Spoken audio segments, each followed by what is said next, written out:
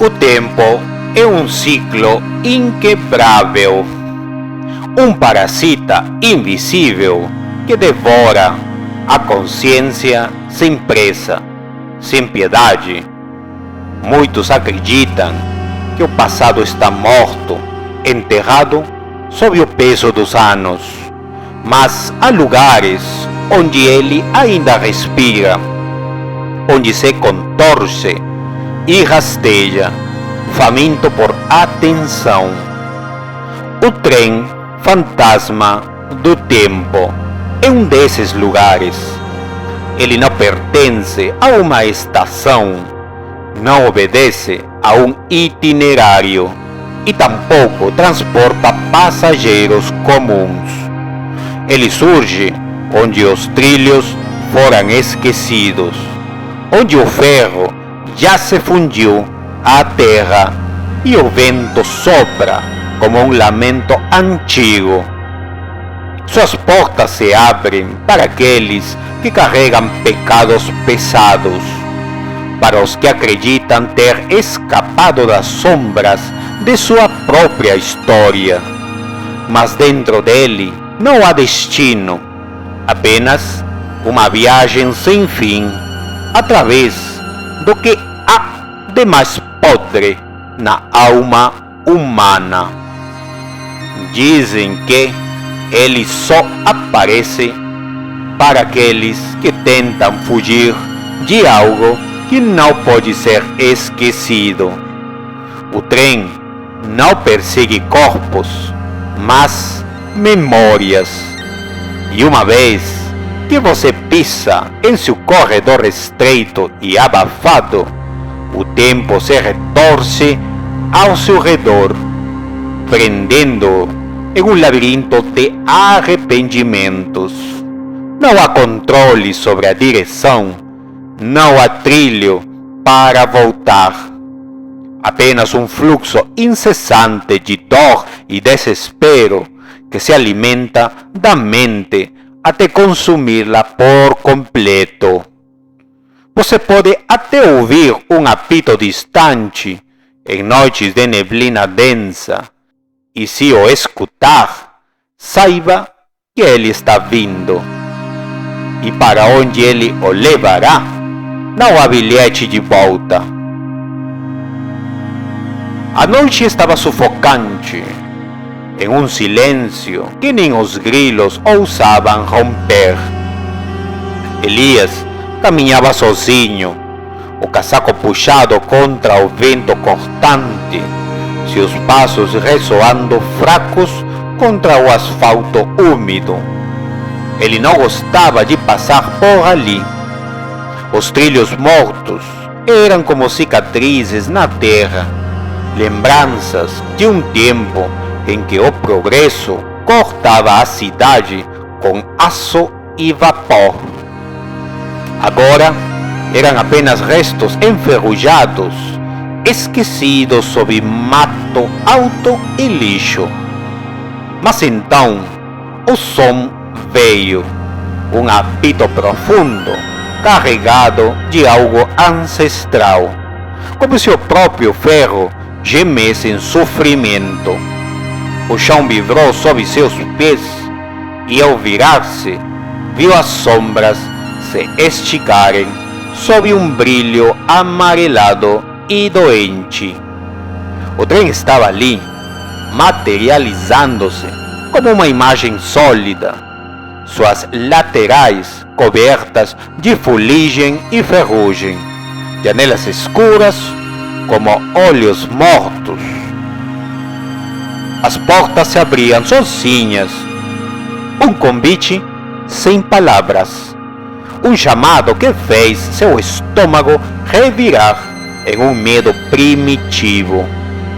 Não havia tripulação, não havia passageiros visíveis, apenas o cheiro de madeira velha, metal queimado e algo mais, algo doce e podre ao mesmo tempo. Elias tentou se afastar, mas seus pés estavam presos, como se as sombras o engolissem. Uma brisa fria soprou dentro do trem, sussurrando seu nome. Então, sem saber como, sem saber por quê, ele deu o primeiro passo para dentro. O som da porta fechando-se atrás dele foi como um caixão selado. O trem estremeceu e começou a se mover. O corredor era longo demais, estreito demais, como se dobrasse sobre si mesmo.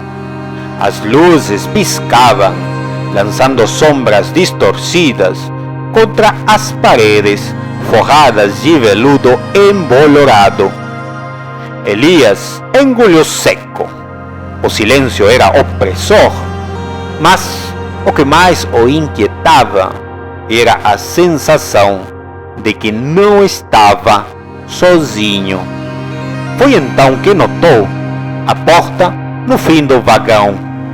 Seu nome estava ali, gravado em uma placa de bronze oxidado, como uma lápide chamando-o para seu próprio túmulo. O trem respirava ao seu redor, um pulsar invisível que parecia acelerar seu rosto. Quando tocou a maçaneta, o metal estava frio, úmido e, ao girá-la, o ar se dissolveu em um turbilhão escuro. Quando piscou, já não estava mais no trem. Era seu apartamento.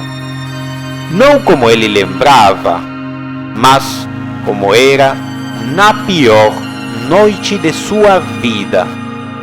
O cheiro de álcool pairava pesado, misturado ao perfume agridoce que se espalhava pelo sofá. Ali, uma mulher chorava em silêncio, abraçada ao próprio corpo, os olhos baixos, como se soubesse que qualquer movimento pioraria a situação. Elias engoliu em seco. O reflexo no espelho da sala o fez prender a respiração. Ele estava ali, anos mais jovem, os olhos carregados de fúria. Ele se lembrou do que aconteceu a seguir. O tapa, o grito abafado, o silêncio cortante. Isso já passou, ele sussurrou, fechando os olhos. Mas, quando os abriu, tudo se repetia. O trem não permitia esquecimento. O trem não permitia fuga. O trem voltou a tremer e a visão de Elias distorcendo-se como uma fita de vídeo estragada. Ele foi jogado de volta ao corredor escuro, o suor frio escorrendo por sua nuca. Mas a próxima porta já estava ali. Ele não queria abri-la. O medo lhe corroía no estômago. Mas o trem não o deixaria recuar. Seu nome, mais uma vez, estampava a madeira, como se aquele vagão fosse construído para ele, peça por peça. Ele respirou fundo e abriu. Era uma estrada molhada pela chuva. Os faróis do carro refletiam na poça da água e ali estava ela, a garota, parada ao lado do veículo quebrado, sua silhueta recortada pela tempestade. Elias se lembrou daquela noite. Ele poderia ter parado, poderia ter ajudado, mas acelerou. E agora os olhos dela o encaravam, mortos, vazios. Um sorriso quebrado surgindo em seu rosto pálido. O noticiário do dia seguinte anunciou o destino dela. Elias engoliu seco, tentando fechar a porta, mas a estrada era infinita e a garota começou a andar em sua direção. O trem rugia, suas engrenagens gemendo como se resistissem ao próprio movimento. Elias caiu de joelhos, as memórias desfilando diante dele como feridas abertas. O rosto do pai doente, os olhos suplicantes, o telefone tocando, a voz trêmula da irmã implorando por ajuda. O som do cachorro choramingando antes do chute, um som que ecoava em cada osso do seu corpo. Cada porta abria um novo abismo. Ele tentava tapar os ouvidos, mas os lamentos vinham de dentro, enraizados no próprio sangue. Cada batida do trem sobre os trilhos, Elias sentia sua sanidade ser despedaçada, puxada para um redemoinho sem culpa. Seu corpo tremia, suas unhas arranhavam o chão sujo, mas o pior era a certeza de que aquilo nunca teria fim. O trem não perdoava, o trem não esquecia. Ele apenas mostrava até que a mente se partisse. A última porta estava ali, diferente, velha, de madeira escura e maçaneta gasta. Elias sentia seu corpo pesar como chumbo, mas sabia que não havia outra escolha. O trem queria que ele abrisse. Ele empurrou e o vazio o envolveu. Não havia luz, som ou chão, apenas um infinito negro. E então ele percebeu: o trem nunca o estava prendendo. Ele era o trem. Sua alma era os trilhos, os vagões, os ecos de cada passageiro perdido. Elias nunca poderia escapar, porque nunca houve saída. O tempo não esquece, o tempo não perdoa.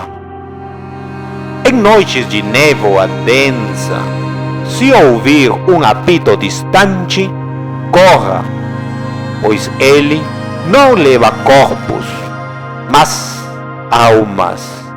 E para onde ele vai, não há bilhete de volta.